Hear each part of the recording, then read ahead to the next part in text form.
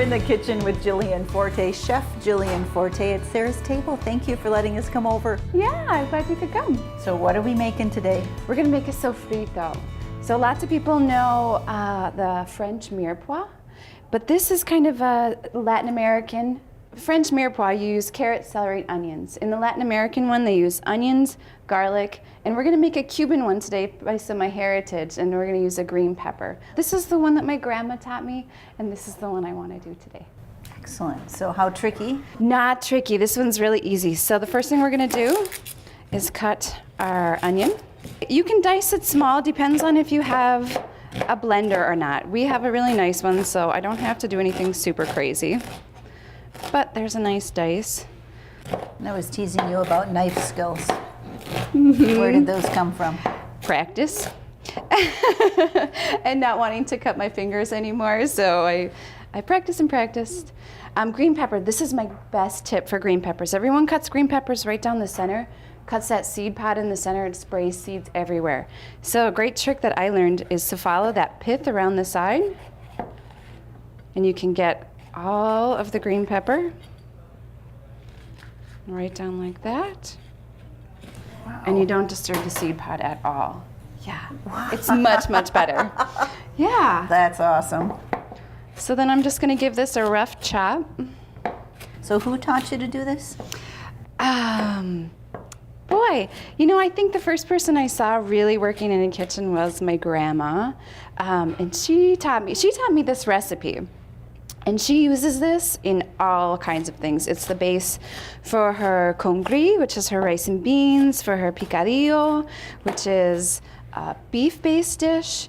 When you get to the actual recipe, you can't tell what the flavor base is because you can't see it. You just can sense that aromatic feeling, and it's kind of like the secret ingredient because you can't see it. But it's really not that secret. But well, it's less secret now. Yes. But what a wonderful way to add flavor. Yeah, and it's very simple. So we're just gonna pop that in there.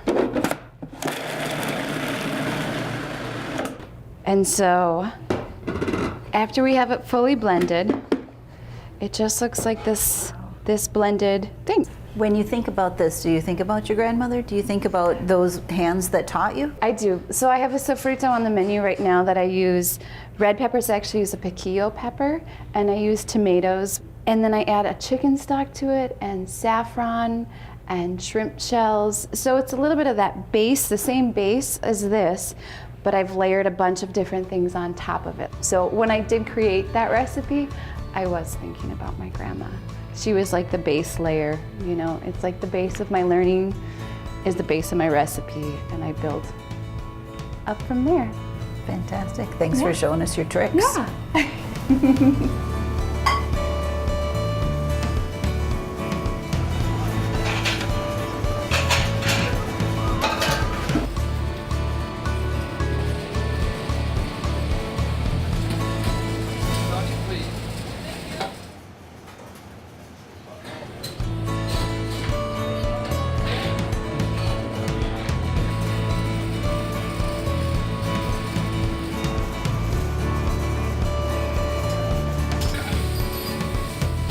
Well, let's talk about learning the craft, and in particular your culinary skills. How did you perfect what you're doing?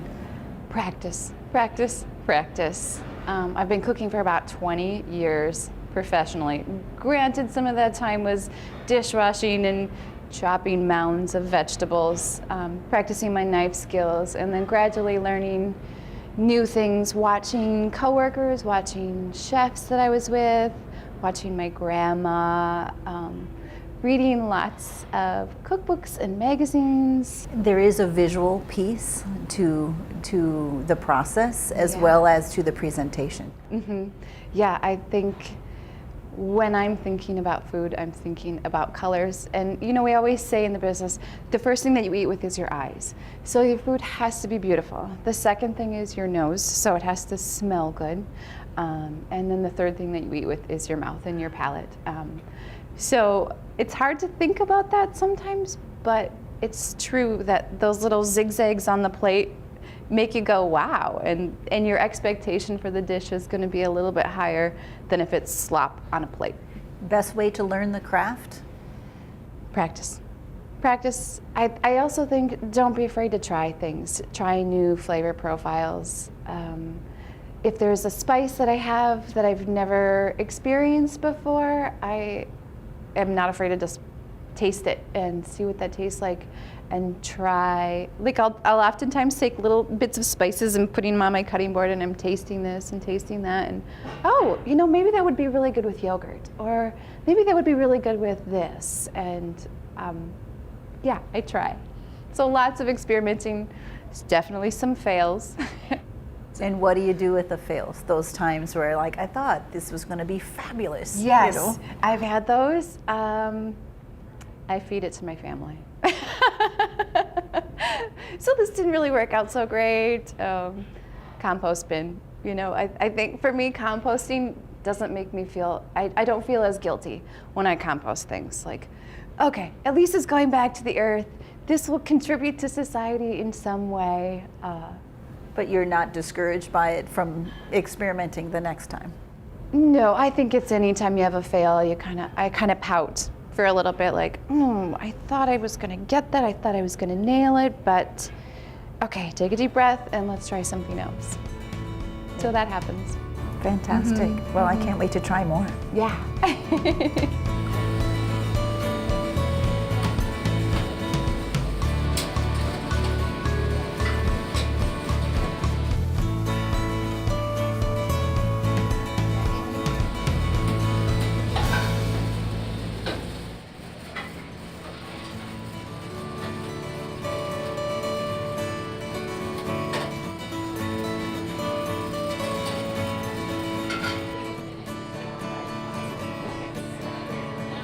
Beyond food, you're responsible for a whole lot more. A whole lot more. How has that education piece been? Sometimes it feels like parenting. Sometimes, yeah, it's different. And I have a different leadership style than I think most male chefs run their kitchens. So I tend to not be a powered down kind of person. I'm more of an empowering type of person.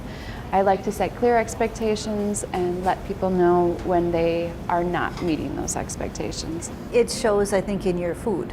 Yeah, that's my goal, is so that each cook that's here feels some personal responsibility and pride in what it is that they're doing.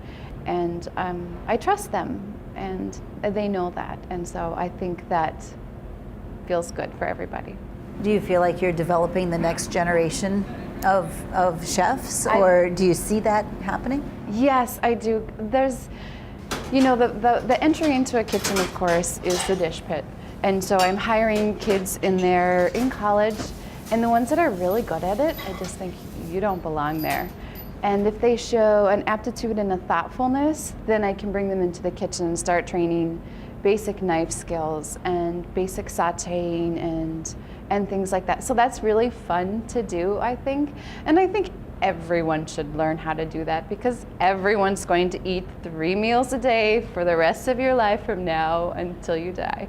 So I always think it's good to show people those things, yeah. Thinking about learning the craft, food is a good craft to learn. Yeah, I think everybody should know how to cook.